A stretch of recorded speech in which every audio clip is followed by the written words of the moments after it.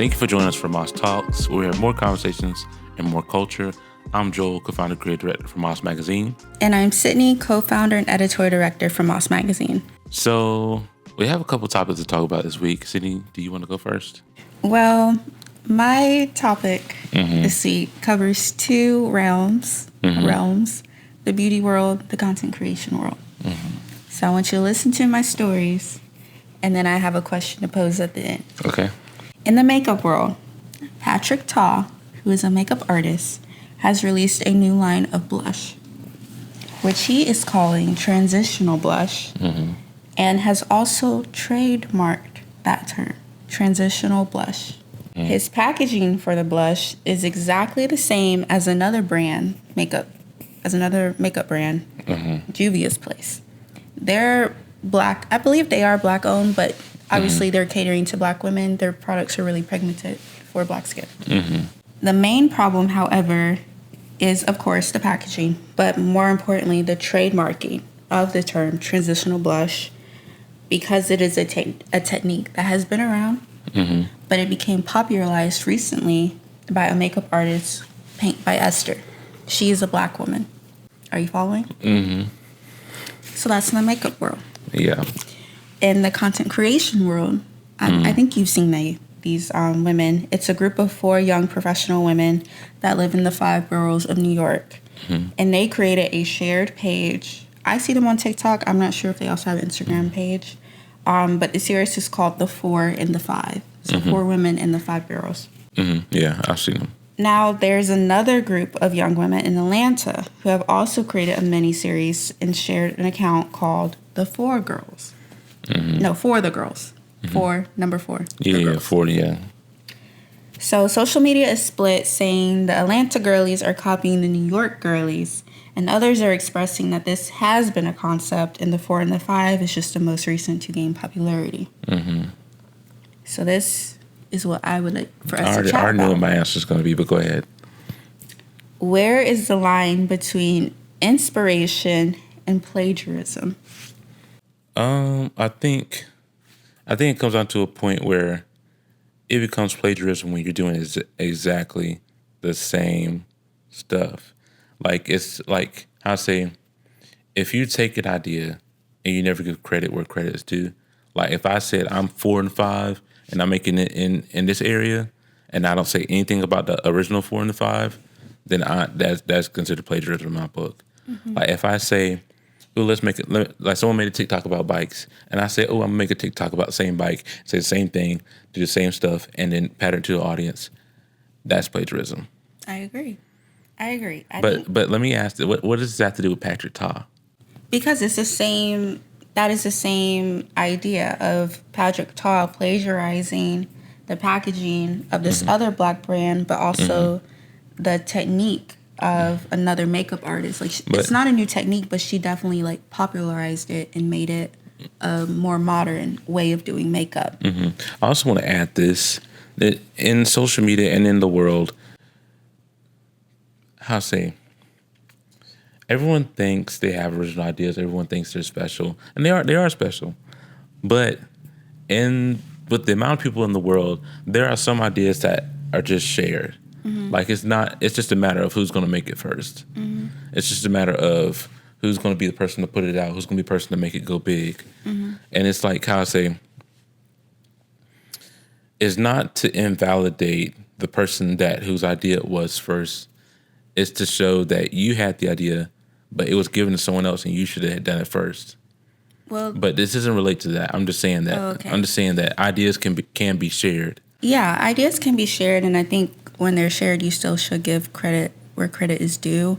I think the main problem with Patrick Ta is the fact that he trademarked that name and he's therefore making money off of it. Yeah. And he has not all mentioned or say inspired by or, in collaboration of or supporting of Paint by Esther.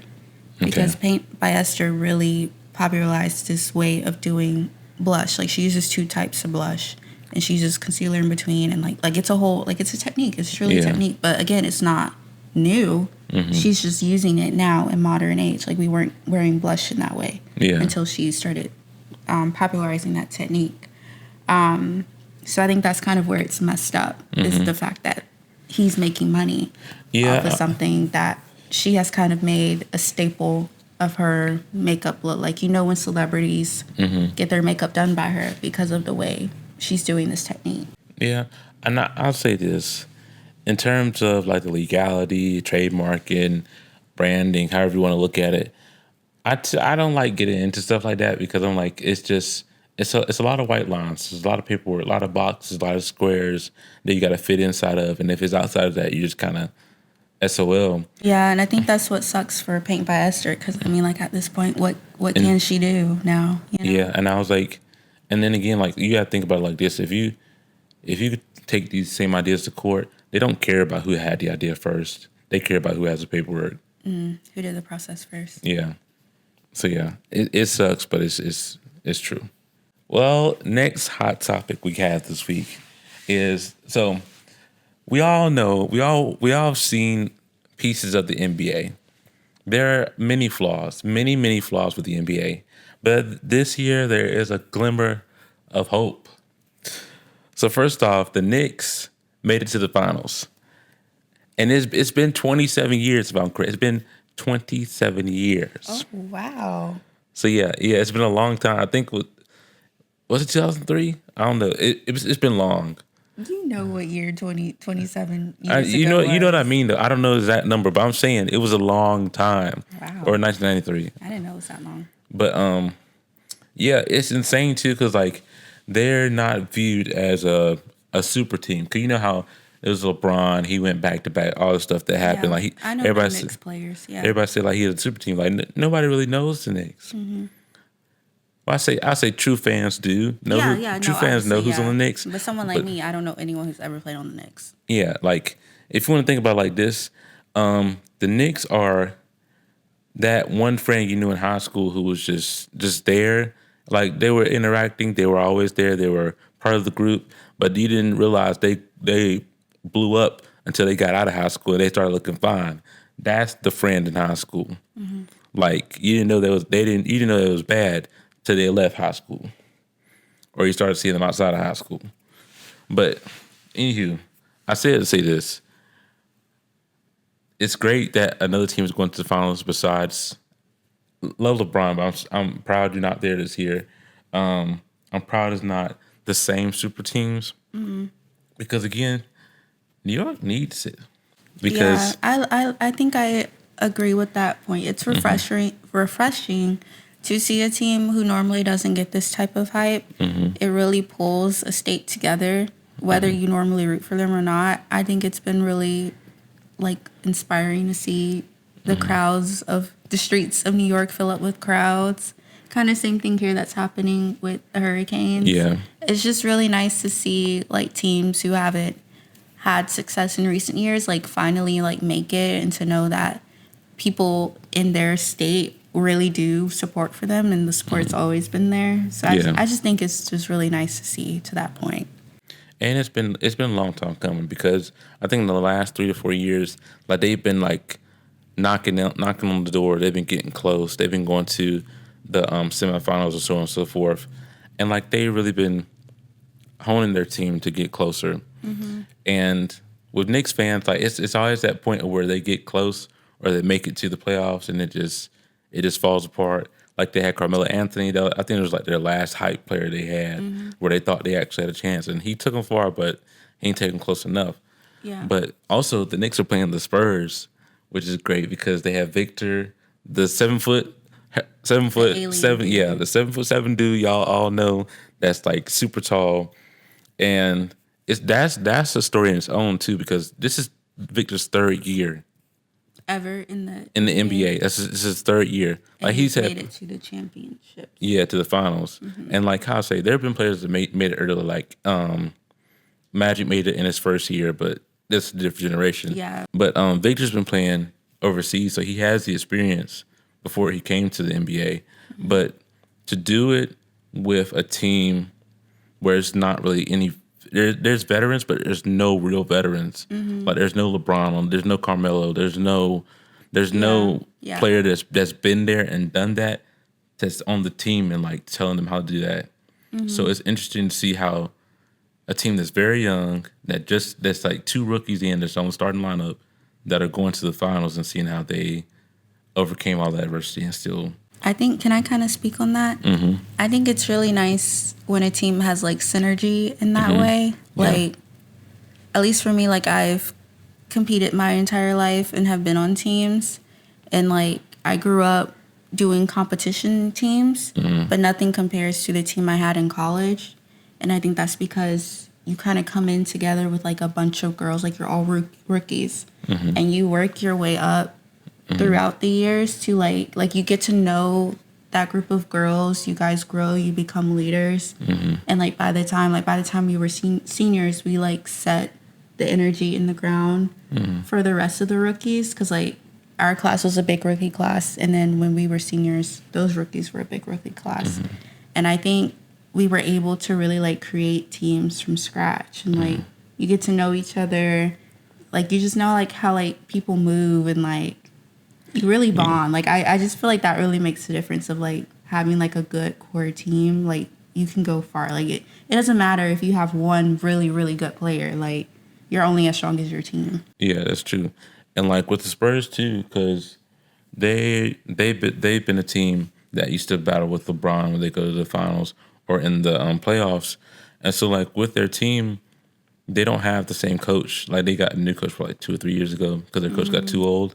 But with them being so young, having a new coach, having all these other things that could have been excuses for them not to make it, and then to still make it is insane. Yeah, I feel like it just like when you have a shared goal like that and you come in like fresh, and it's like it's just a new start. I really think that motivates you in a different way, and like you learn together, you grow together, and like eventually, like I mean, dance is not like basketball, but I feel like you get out on the court, you guys like are in sync, like you were dancing, Yeah. and like you kind of just know how to anticipate each other's moves and stuff, and that again, like it makes a difference other than having like one person out there who has to like carry the weight of the team basically.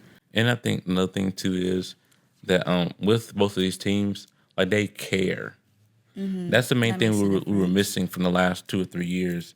Like we had good teams, and some people deserved to win it. Some people we think didn't deserve to win it. But like even the Spurs won their chance to go to the finals, and like the whole team was crying, and it was like they ain't even won the finals yet, and they still care To about go the that small far, games. yeah. So like that was like most important, because when Spurs were playing OKC and Shea, the guy y'all talk about to be flopping a lot, when they were playing Shea, like I never hated a player more. Let's say. I have two things. First being, I'm pretty sure, like 80% sure, that tall, lanky guy on the Spurs. Victor? I feel like he was in back rooms. I think I heard that. Someone said that, but I don't. No, not Victor. It's another guy you're talking about. It's, Okay. There's Never another mind. guy who's like freakishly tall, but Okay, never mind. that's another topic for Yeah, another that's day. a sidebar. Like, go to the movies, guys. Watch movies. Backrooms is out. Anyways, second point being, who are you rooting for? Honestly, I don't know, cause I have my answer. because how I say, I want the Knicks to win. Come like yes, like it's put the city on the map, like about time. But then at the same time, I love the legacy that Spurs have built. I love the effort that Victor's giving, and like they're a young team, and to see a young team defy the odds would go crazy for me.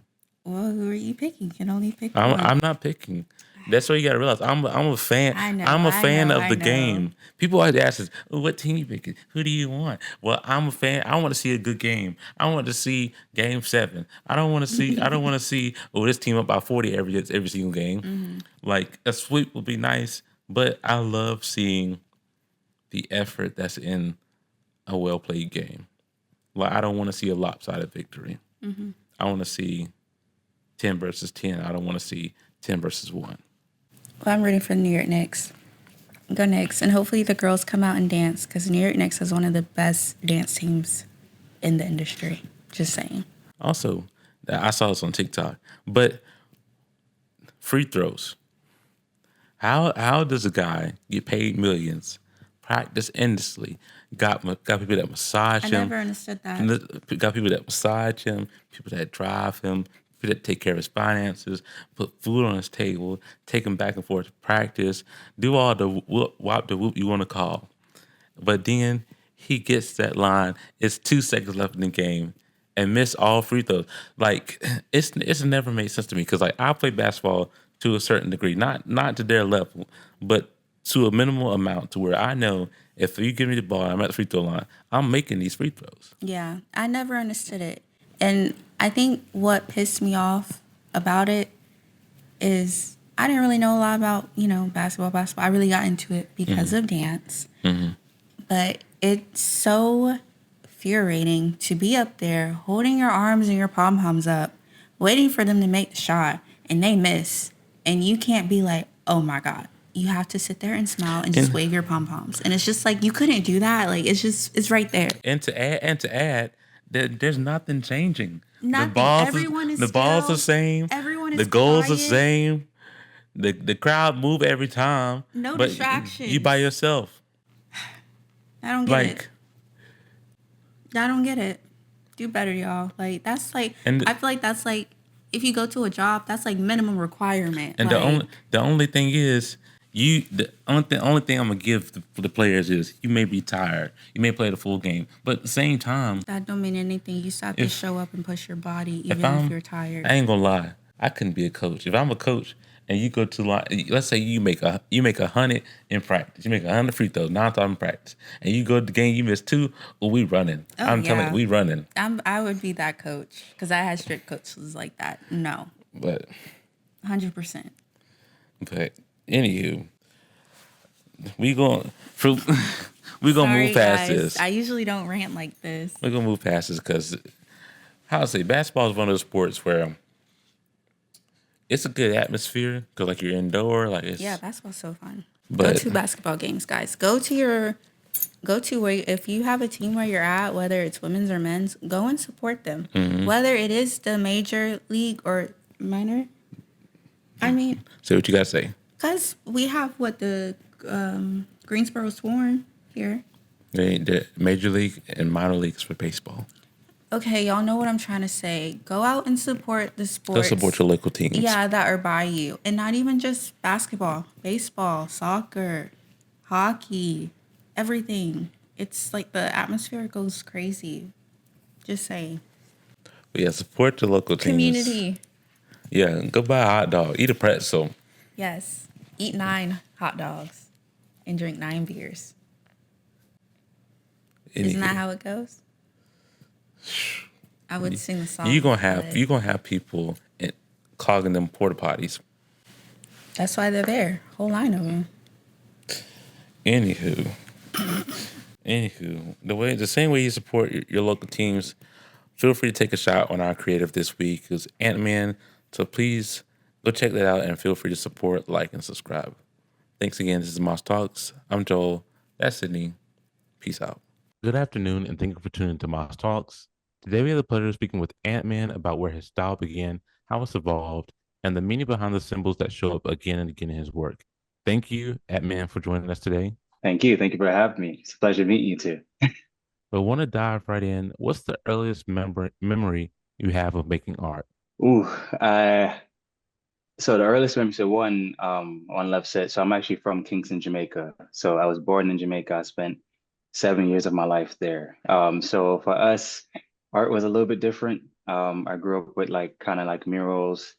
And when I say murals, it's mainly murals of people passing away, just to be frank. But for me, where my art journey like really began in for us in Jamaica, we call it primary school. It's essentially what was that elementary school here, something like that. And what we used to do is we used to have friendly competitions. I was very competitive, whether that's track and field, art, doing well in school. And we used to have these textbooks, and the textbooks will have like pictures of like animals or whatsoever. So the game was whoever can draw the animal the closest wins, right? So that was where like my art journey started because like I would be so competitive that I would try to get every detail kind of like lined out to where I can actually like win. Usually I lost, not because one of my art was bad, but really, really uh, because I was a smaller kid, so like they can easily just get over on me. So that was really it. I'm still a smaller kind of adult, skinny, um, and that was like really like where it began, and then like it kind of evolved. So it started there, and then like I grew up watching a lot of like Dragon Ball Z with my twin cousins. So like then we started migrating to that, and we're like, who can actually draw Goku like the closest? So like that, and so we started our friendly competition, and that was where I really kind of like got my footing, really in like the art world. So and I loved it ever since then.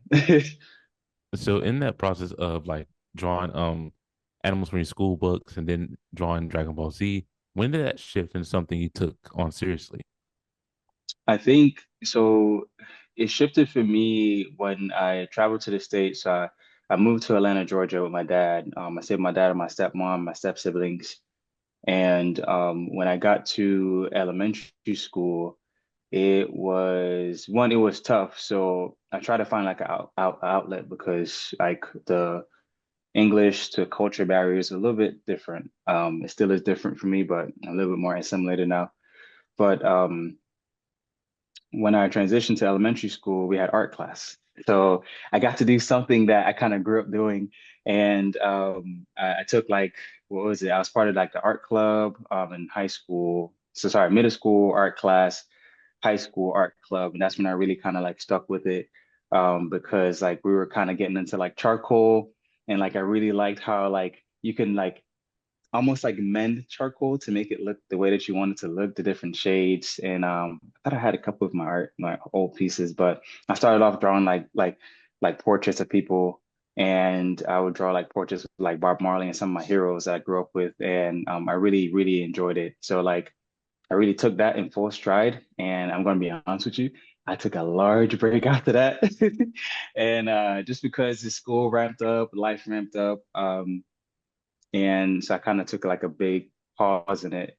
But I realized then and there that this was something that I wanted to get into, and I really wanted to go to SCAD and just kind of analyzing where I would end up if I'd have went to SCAD versus where I would have ended up if I went to like a regular university. I kind of like pushed SCAD to the side a little bit. Plus, I was Jamaican. My parents is like, if you're not getting a full ride scholarship, you're not you're not going, and SCAD wasn't really offering me that.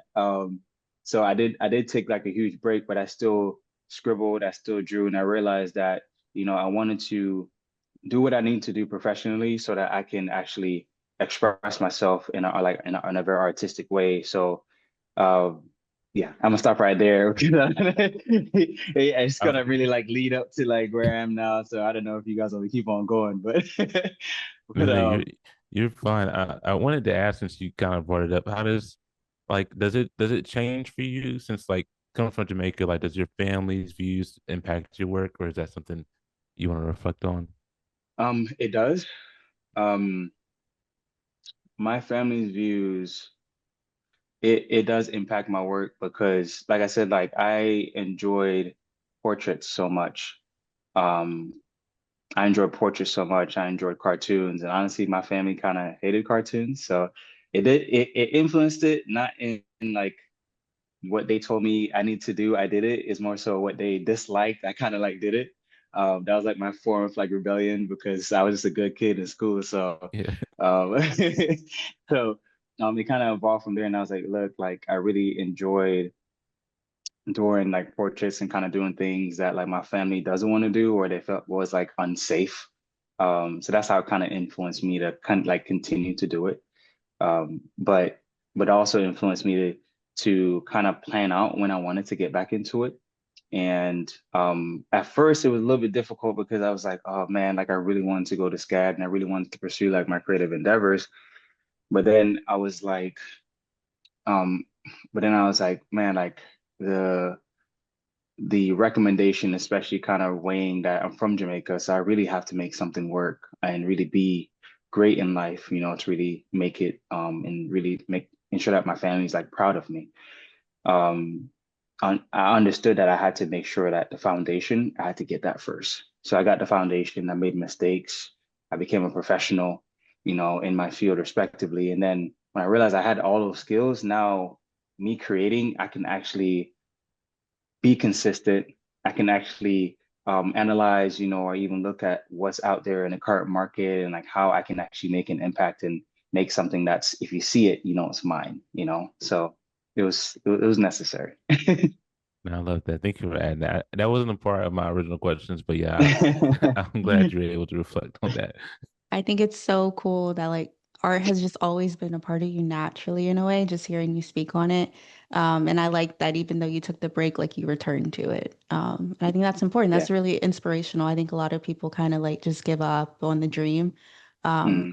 but I like that you came back and like, it's really taken off for you. So Yeah, exactly. And I was just like, like I need to tailor my career to get back to this. So if it's working hard right now, doing things that I don't necessarily want to do, but now that frees up like, some money right here, or frees up some free time 'cause I don't have to worry about like a lot of like big issues. I can really focus on just put my head down and just doing like creating stuff. So yeah. it all worked out in the end. Absolutely. So I kind of want to transition to more of like your recent work. I noticed that a lot of your characters, feature like the white pointed horns. That's how I'll describe them. But I want to ask you, like, what do they actually represent to you, and how did that symbol first enter your new phase of work? Oh, good. That's a loaded one. Oh my gosh. So let me back up. So when I decided to get back into art, I came back into art in a time period I call like the NFT like bubble. I'm not sure if you guys kind of like know what that is, but We do. um, yeah, yeah, yeah. So I came back into art around that period. I love the Board Ape Yacht Club. And I really saw what art could do through those kind of like characters. And so I started getting back into art and I started really making things that are like representative of me and professional. And honestly, like if you guys would look back at the things that I started off with, it was completely different. So over time, I just experimented. I experimented, I studied, and something like you study, like yeah, I studied the greats, I studied cartoons that I like. So I studied like cartoons, going back to anime. Going back to anime, that was my roots. And then also looking back at like classic cartoons such as um like Hey Arnold, or another one, Static Shock, or another piece that I really, or at least I love the brand, the Peanuts brand, right? So like I went back to those roots, my foundation, Tom and Jerry as well, Pink Panther, the whole nine yards. And I was like, what can I take, or even what style can I take from this and really make it my own? And over the years, I was always experimenting with faces. And so I tweak features, I mess around with the mouth, I mess around with the nose, and then I remove the nose, and then I mess around with then I mess around with the lips, and then I remove the lips, and then I mess around with the ears, and then made the ears bigger, longer, and kind of experimenting got me to this. It's actually eyebrows, but I've shaped it to where it looks pointy and spiky. And I wanted something that was a bit more aggressive and just like, oh, this is eyebrows are not shaped like this. And that was kind of what I like ended with. And when I first started doing it, it wasn't as exaggerated. It was just like a kind of like a little point towards the end. And also I looked at my eyebrows, and when I was younger, I fell off a bicycle and I scratched a piece of my eyebrows and it never grew back. So I had this like point in my eyebrow, and I kind of took all those features of like what I see on an everyday basis because I love myself, and try to incorporate it, exaggerate it in my art. So everything is an over exaggeration. The ears is over exaggerated. The eyebrows is over exaggerated. The eyes is over exaggerated because I really wanted something that was just different. And yeah, that's kind of how some of the process. And then also I was heavily influenced by another creator, Cause. So I love the Cause brand, and Cause is just so many unique just collaborations, and his style was just so cool to me, the whole graffiti era. And that over exaggeration was also influenced by that as well. So that was kind of what I ended with, with the over exaggerated eyebrows with the lines in between it. And I just liked Yeah. it. Yeah, no, it's unique. It stands out. And I mean, it's you, like just going through your work and stuff. Like it's very unique. And a Mm. lot of people like it speaks to them. And I really like that like little story about like it's like your eyebrow too. So in a way, it's like a self-portrait. I don't know. I Yeah. just think that's really cool. That's really cool. Thank you. So, what were you drawing and exploring before your current style took shape? I feel like I'm gonna mispronounce it. They call it chibi characters. And what it is, if you like Google it, so again, I study a lot. I love books, I love school. Art is one of my extension of me. So I study these characters. They're called like chibi characters. I think they're like Asian or like Japanese kind of characters. And they have these like almost chubby faces. And so when I first started, it was like these characters with these like chubby faces. And a unique thing with like Japanese characters, whenever they drew lips, it wasn't necessarily lips. It was like they took cat features. And so whenever you look at, say, some of my art pieces and you see like a little like facial expression, it's just like a little cat mouth. If you look at like a cat mouth, it's like a line down and like a V right there. So like I started experimenting with those kind of characters. Very simple. Again, everything kind of goes back to me. I had curly hair. It was like I had an afro. I still have afro now. And so like my initial characters had like all had like afros.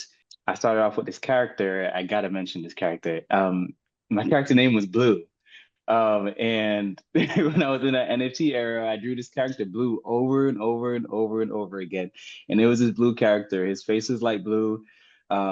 His eyes are almost like anime, Japanese inspired, and eyebrows is there, of course, and then a bushy afro that was like dark blue.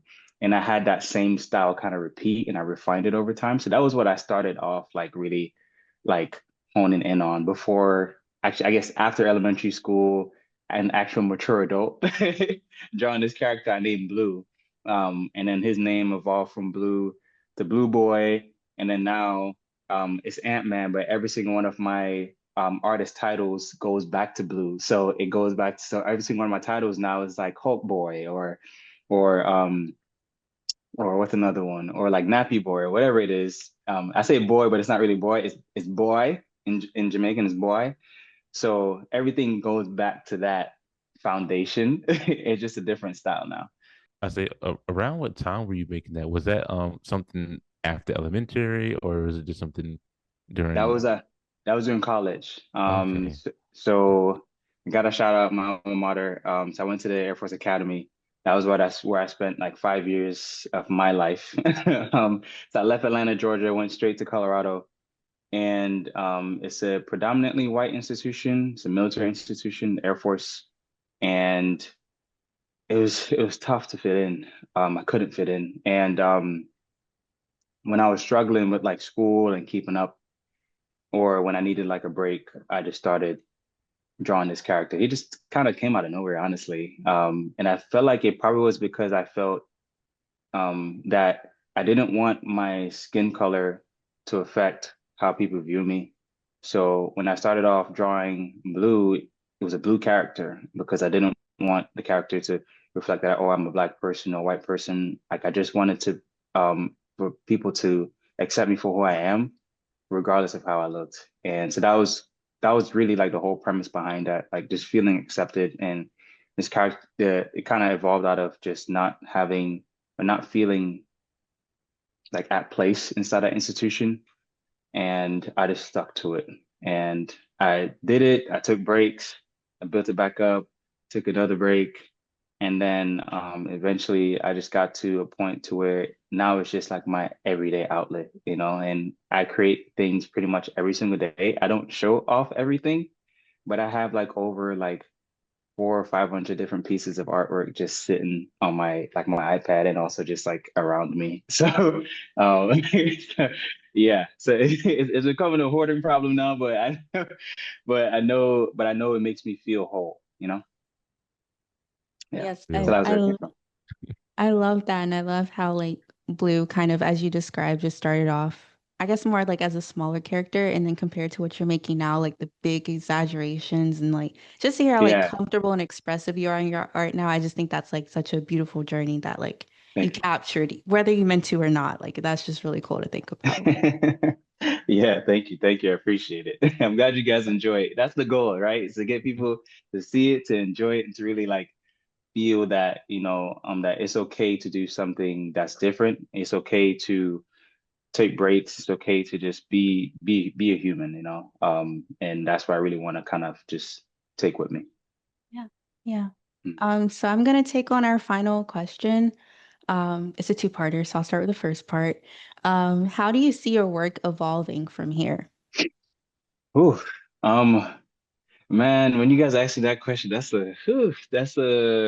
I have grand visions. Honestly, maybe too grand. I may need to bring it like that just a little bit, but um, man, so I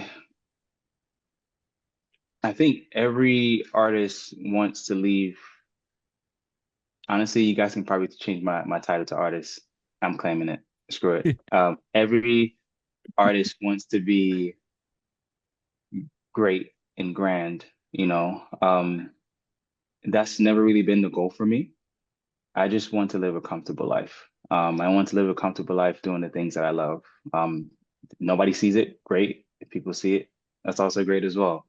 I still wake up, I still get to enjoy my day. I still have friends and family around me that I can really like talk to and build on. So, but I do think grand, I'm not going. I I was about do. to say, I was like, I know that ain't the answer. I do, but I do think grand, I still want to make an impact. So like for me, like where I really see my work going, and again, because I've done so much studying, right? From cause, my favorite artist right now is Slan, British, UK artist. And so like I see what their kind of work can do, and I'm like, man, I can do that as well. And for me, it's where I see my work, where I would love for it to go is really getting into everyone's household. And I'm not really too concerned about the money. If it happens, it happens. But that's not really what I kind of base. I just want to be able to enjoy the things that I love and be able to still sustain myself, whether that's, having food to eat or being able to travel and spend time with friends, my wife, that I love so dearly. So like for me, it's being able to I want to almost become like a household name, like very similar to the Peanuts brand, very similar to Tom and Jerry, very similar to SpongeBob SquarePants, like those brands. Like I want to be something that's remembered. And so for me, my vision includes not just, making stuff like drawing stuff on my iPad or paintings. Like I want to actually make things. I want to make furniture. I want to make toys.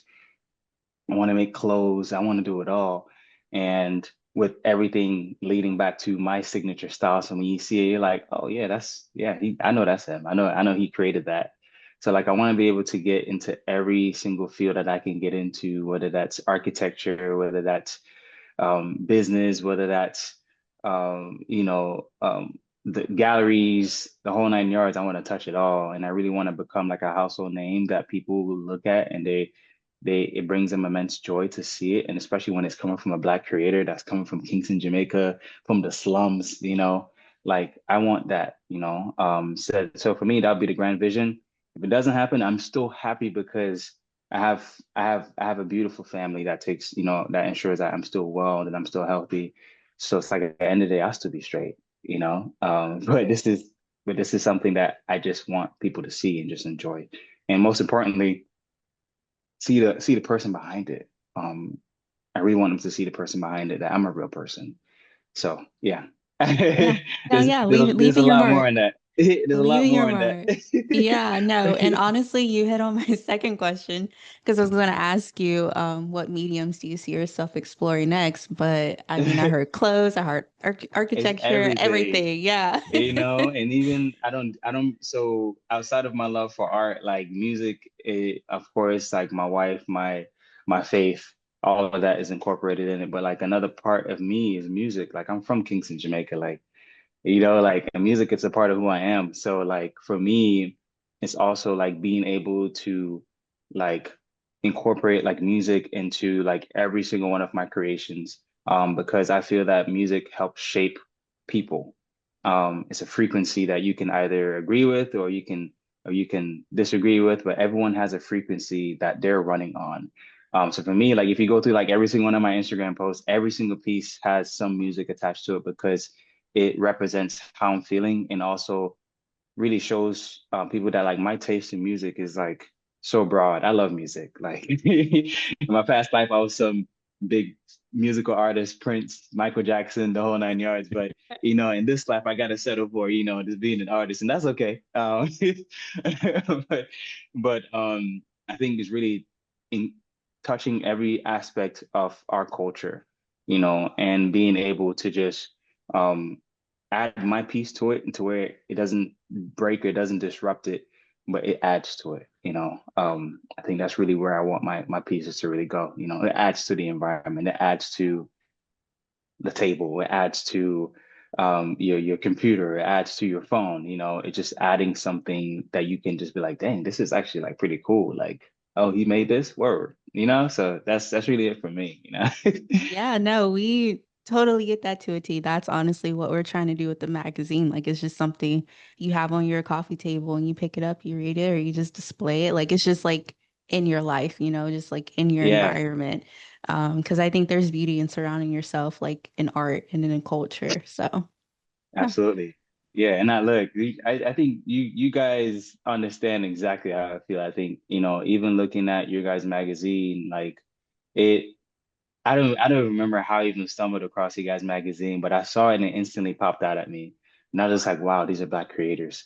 And then on top of that, they're young Black creators. And you don't see that too much, that's actually sticking to something and being consistent. Like you guys work, show for yourselves. And then on top of that, like I love graphic design. Again, it's hard to box me in, right? So like I feel like I'm not really doing justice about all the things that I'm interested in, right? Like graphic design was it for me. So like, man, so like when I saw you guys' magazine, I was just like, wow, like seeing the layout of everything, how it was captured. I was like, man, this is something off of Pinterest, like this is unique. And I was like, I want to be a part of that.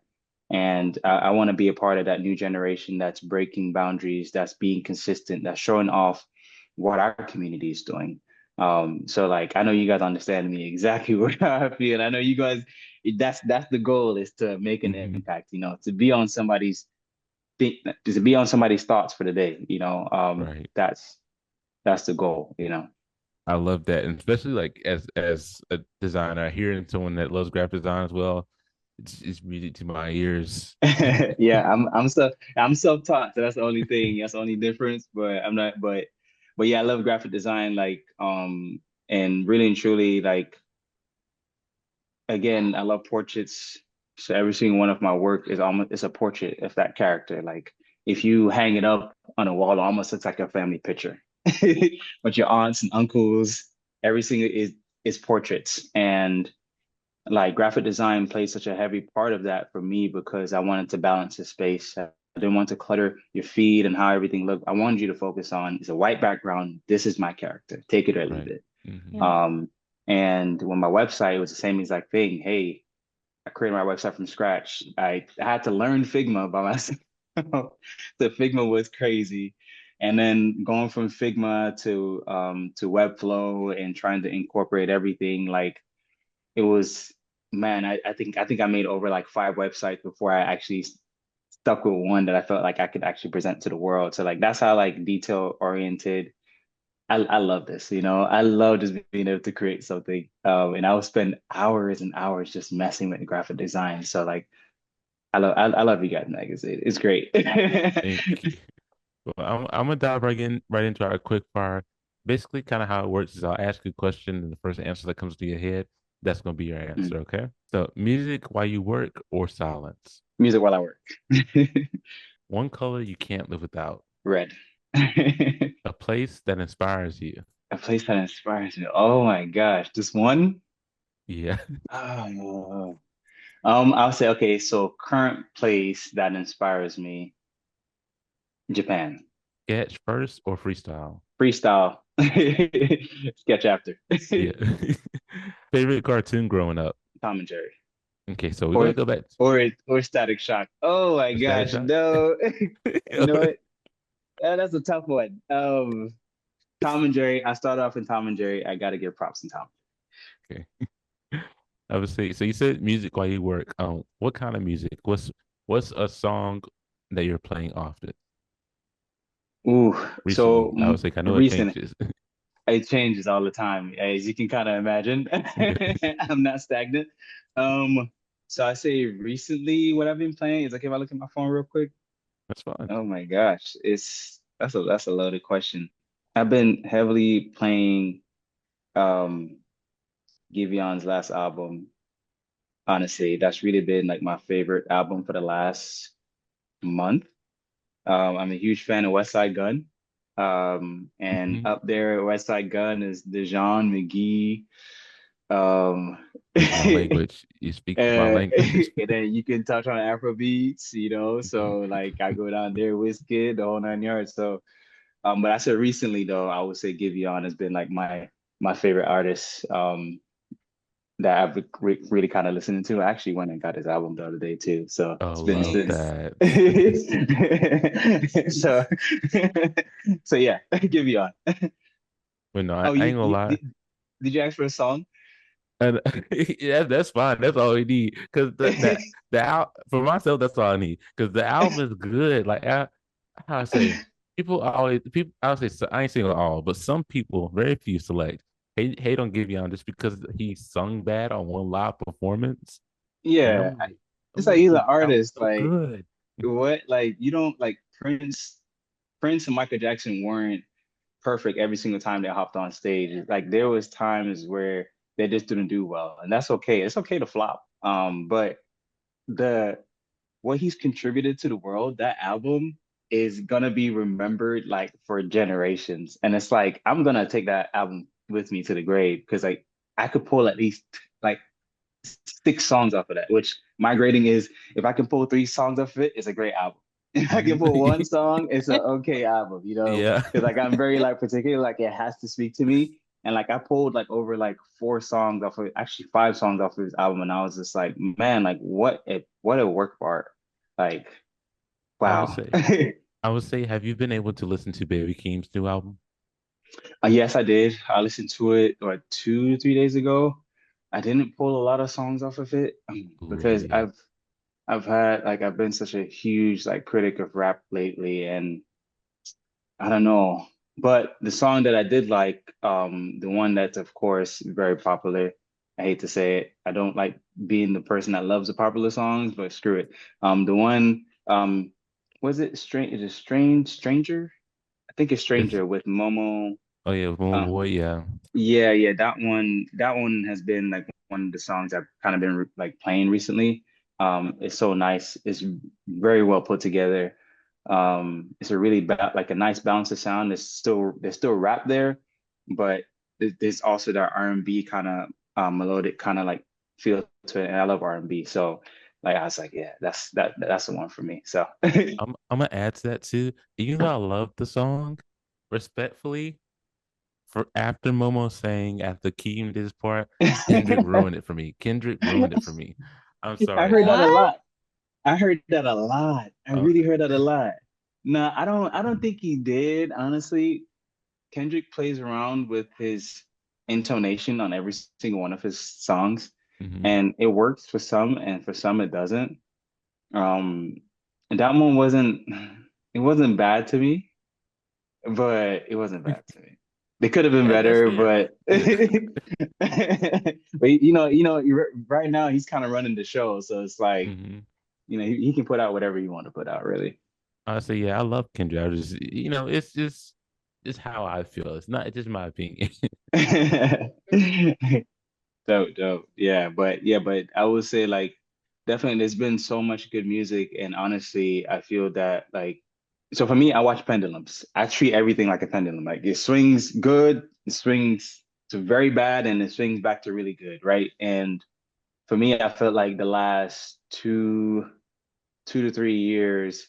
the pendulum has been swinging back to really good music. You have artists such as like Olivia Dean popping up on the scene that's making a break for it. You know, I knew Olivia Dean like 3 years ago before, her tickets were sold out on, but like Yeah. seeing artists, I'm seeing the good music kind of flow back in. I'm seeing people like Kendrick getting back into the scene. I'm seeing people like Baby Keem and then Giveon making a fantastic album.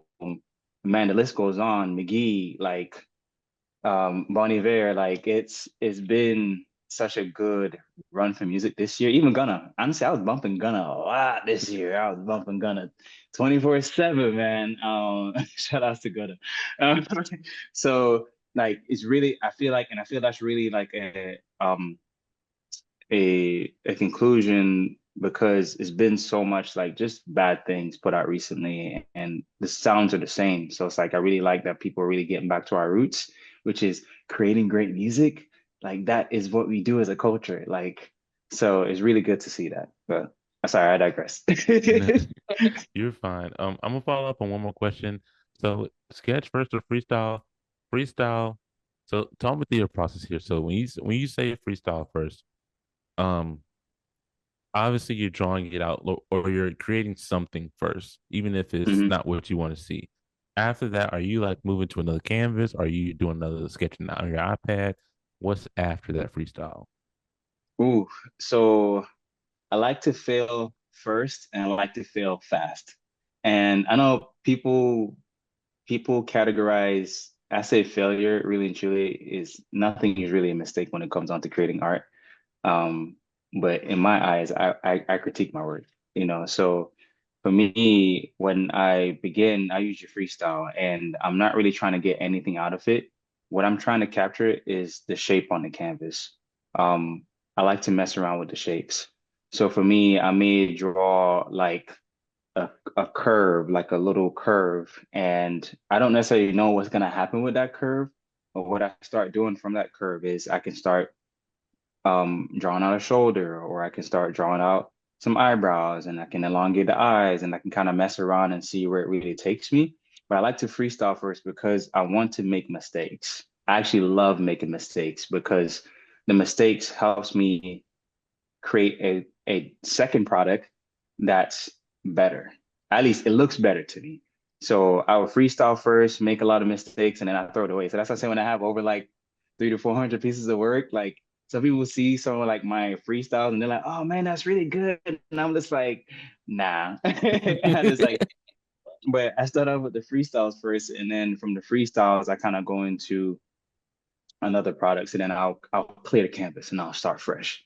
And then I'll sketch it out. Okay, well, I like how this look. I like the shape. I like the face. Let me sketch it and bring everything together to make it look something that's really more like me. And that when I walk away from it and I come back to it and I look at it, I'm like, damn, that shit cool. So, you see what I'm saying? Like I actually curse when I look at my art, So it's like like you on smooth, you know what I'm saying? So it's like for me, it's like I gotta be able to walk away from it and come back to it and still look at it the same way and still enjoy looking at it the same way of when I sketched it, So like for these ones, I actually you guys can see them. I actually drew these ones digitally first. So you actually saw these just on like my Instagram page first. And then I liked them so much that I was just like, I'm going to Michael's and I'm gonna